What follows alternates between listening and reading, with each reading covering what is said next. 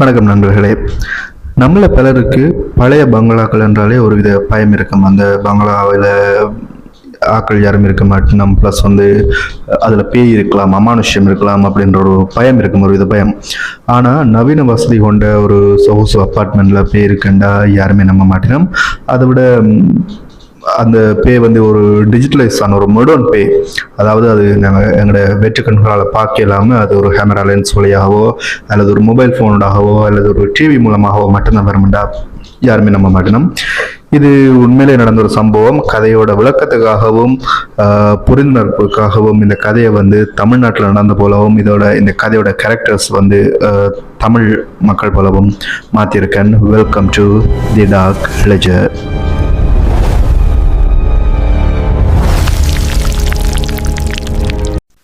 இந்த சம்பவத்தோட கதாபாத்திரத்தின பேர் கார்த்திக். உண்மையான பேர் வேறு.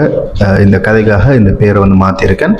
கார்த்திக் ஒரு ஐடி ஊழியர், அதோட ஒரு பார்ட் டைம் யூடியூபர்.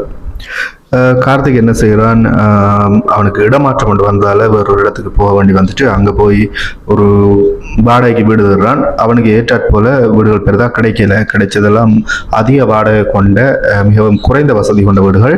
அதிர்ஷ்டவசமாக ஒரு ஆன்லைன் ஆட் ஒன்றில் இவனுக்கு ஒரு குறைஞ்ச வாடகையில் ஒரு பிரம்மாண்டமான அப்பார்ட்மெண்ட் ஒன்று கிடைக்குது. மிகவும் சந்தோஷமாக அவன் அந்த அப்பார்ட்மெண்ட்டுக்கு கூடி போகிறான். அந்த ஃப்ளாட் நம்பர் 404. அந்த வீடு பார்க்கவே மிகவும் அழகாக இருந்துச்சு.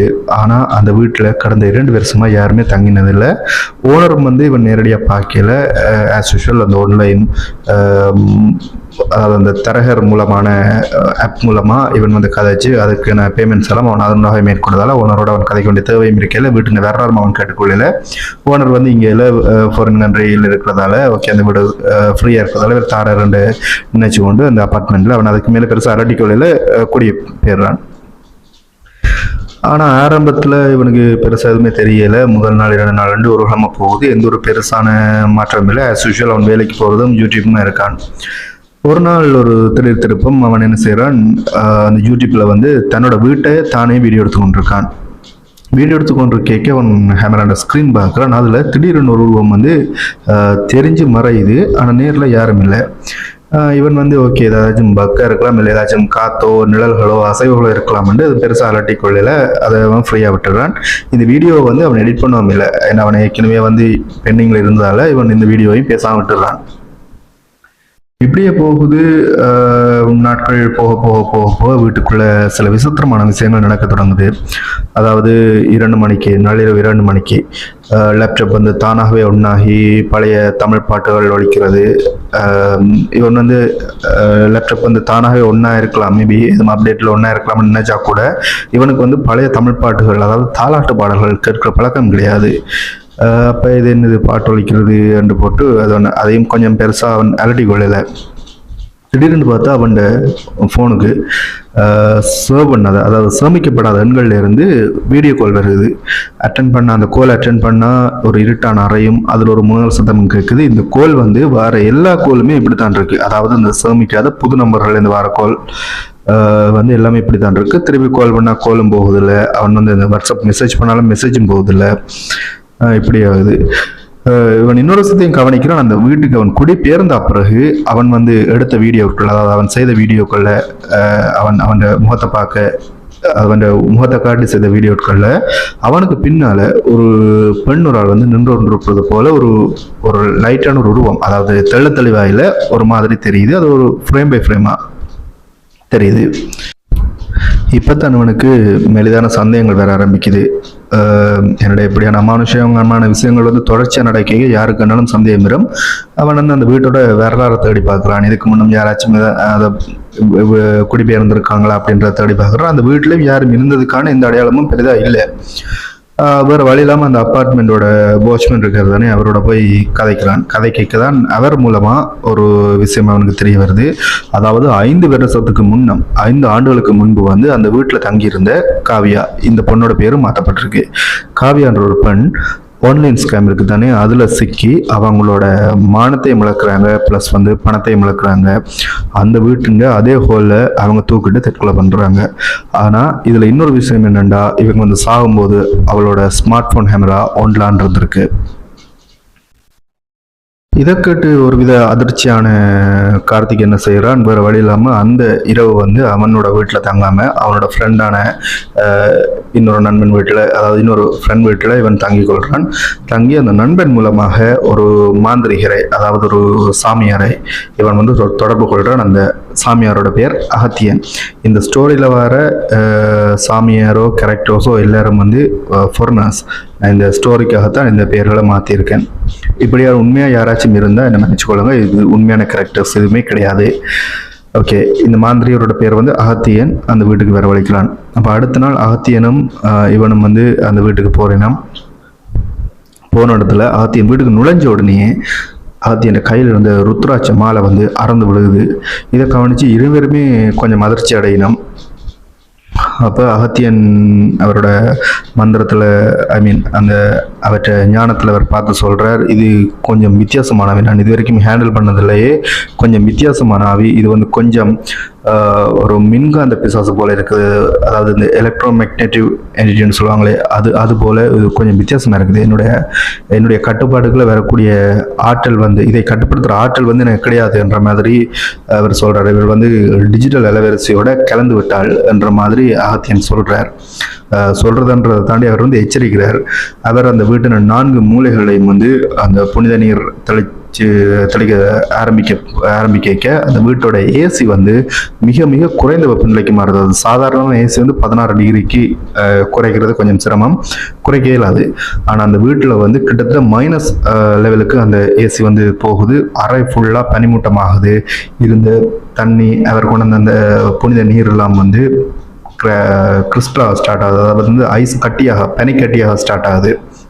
அகத்தியன் இன்னும் ஒரு முறையில் அதை கட்டுப்படுத்த முயற்சி பண்ணுறார். ஒரு பித்தளை தட்டில் சில மந்திர எழுத்துக்கள் எழுதி வைக்க, வீட்டின் ஸ்பீக்கர்ல இருந்து, அந்த ஒலிபெருக்கிகளில் இருந்து காதை கிழிக்கிற வகையில் அலறல் சத்தம் கேட்குது.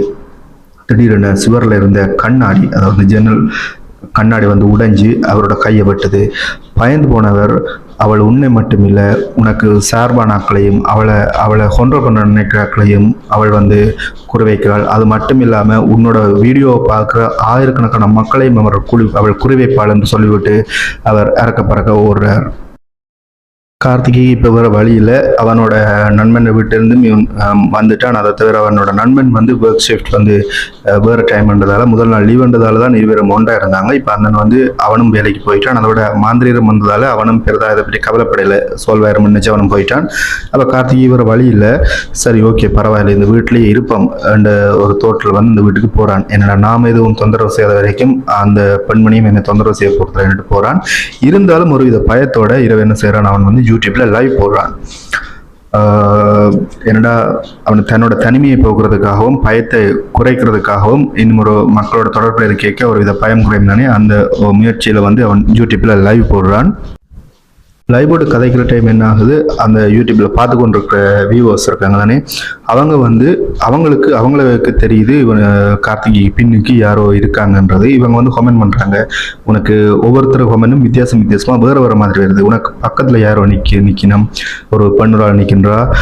இன்னும் ஒருத்தர் கமெண்ட்ல வந்து உன்னோட கட்டிலுக்கு கீழே ஒரு பெண்ணுரால் போய் ஒளிஞ்சிருக்கின்றா, கை மட்டும் வெளியில் வருது, உன்னுடைய தலைக்கு மேலே இருக்கிற ஃபேனை பேர் அதில் இருந்து 2 கால்கள் தொங்குது. இப்படியான கமெண்ட்ஸ் வருது. கமெண்ட் வேற. இவன் வந்து இவனுக்கு மேலமா பயம் ஸ்டார்ட் ஆகுது. அவன் வந்து ஒரு கட்டத்தில் ஆக பயப்பட வலிக்கிட்டான்.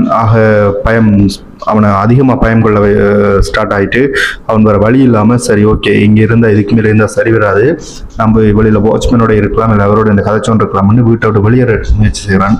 ஆனால் அந்த வீட்டில் இருக்கிற ஸ்மார்ட் லாக் வந்து தானாகவே போட்டிக்கொள்ளுது. வீட்டின் அனைத்து ஸ்க்ரீன், ஈவன் டிவி, லேப்டாப், அவன் மொபைல் ஃபோன் எல்லாத்துலேயுமே காவியான முகம் தெரிய ஆரம்பிக்குது. இவன் வந்து ஒரு ஸ்மார்ட் லாக்கில் அந்த வெளியிலேருந்து யாரும் வந்தால் தெரிவினும் தானே, அந்த சின்ன ஸ்க்ரீனில் கூட காவியோட முகம் தெரிய ஆரம்பிக்குது. அதாவது அந்த வீட்டில் இருக்கிற அந்த அப்பார்ட்மெண்ட்டில் இருக்கிற அனைத்து லைட்ஸும் அணைந்து விட மொபைலின் ஃப்ளாஷ் லைட் வெளிச்சத்தில் கார்த்திக் ஓடுறான்.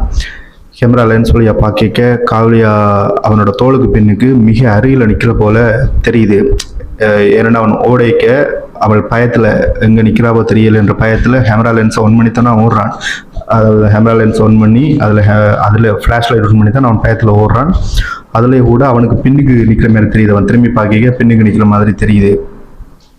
அவன் வேறு வழி இல்லாமல் இன்னும் ட்ரை பண்ணுறான். அவனை வீட்டு வழியை தப்பிக்கலாத சூழ்நிலை வருது. ஒரு வழியாக அதில் இருந்த ஒரு லேசான கண்ணாடி அந்த உடைச்சு அதுலேருந்து கார்த்திக் வழியில் தப்பிச்சு வரான். ஆனால் அவன் கையில் இருந்த ஃபோனில் ஒரு மெசேஜ் வருது, நான் உன்னோடையே சேர்ந்து அந்த வீட்டிலேருந்து வெளியில் வந்துட்டேன் ரெண்டு. இப்போ அவன் என்ன செய்கிறான், அவன் ஓடி விரைக்க எடுத்த அந்த வீடியோ இருக்குது தானே, அந்த கேமரா ஆன் பண்ணி தான் ஓடி வந்தான். அந்த வீடியோவில் வந்து பார்க்குறான், அவன் ஓடி விரைக்க எங்கேயுமே அவன் ஓடி வந்த ஒவ்வொரு இடத்துலையும் அந்த சிவரில் பாட்டு தெரிகிற நிழல் இருக்குது தானே, அதில் அவனோட சேர்ந்து இன்னும் ஒரு நிழலும் ஓடி வருது. இப்போ பயத்தோட வெளியே வந்த கார்த்திக் அந்த செக்யூரிட்டி ரூமுக்கு போகிறான். அங்கே செக்யூரிட்டி நித்திர கொள்கிறார். அப்போ அவர் குழப்பவனாக முன்னிட்டு இவன் பயத்திலேயே கேமரா ஆன் பண்ணி வச்சுக்கொண்டு கீழே இருக்கான். அதாவது கதிரில் இருந்து பார்க்குறான். அவனுக்கு மேலே இருக்கிற ஃபேனில் இருந்து காவியா தலைகளாக தொங்கிக் கொண்டிருக்காள். அதுக்கு பிறகு கார்த்திகை என்ன நடந்தது யாருக்குமே தெரியாது. இந்த கதை இதோட முடியலை. இப்போ இந்த கதையை கேட்டுக்கொண்டிருக்கிற உங்களோட ஃபோனில் 4 விதம், அதாவது சார்ஜ் 4 விதம் எல்லாத்துக்கு குறைவாக இருந்தால் எதுக்கும் ஜாக்கிரதையாக இருங்க. இது தி டார்க் பிளெஜர்.